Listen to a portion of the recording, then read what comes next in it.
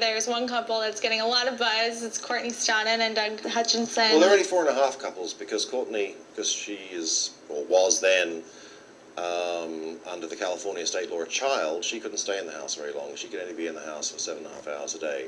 So Doug had to sleep by himself. And that changed the dynamic greatly. I mean, a teenager simply doesn't have the life experience that even a 20-year-old, let alone a 30 or a 40-year-old, has had. Everybody else was emotionally raw, laying themselves bare. Even Doug went there, but she wasn't taking it seriously. It's difficult when you are reliving your deepest, darkest moments in your relationship and you're being really brutal and honest and everybody's crying, to then have kind of this airy-fairy cheerleader there just not participating in any meaningful way.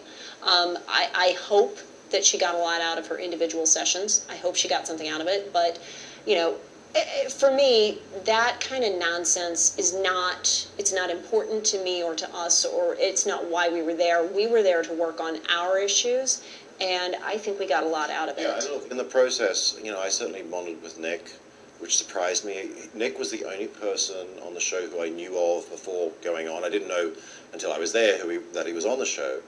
But Nick Ritchie from thedirty.com, I had been on his website, so I knew who he was. JoJo, I didn't know. Too Short, I didn't know, having not grown up in the States. And I didn't know who Floozy and the Geriatric were either. But, you know, Nick, JoJo, Todd, Monica, Tiny, and Shane, Alex and I all had some great times together. Some moments we shared tremendously. Partly the problem was that Courtney couldn't stay in the house very long, and because of that, when she wasn't on set, so to speak, then Doug would just run away and go and sit in his room and sulk. And so we really didn't get much of a chance to know him by himself either, but he was pining for his Barbie doll.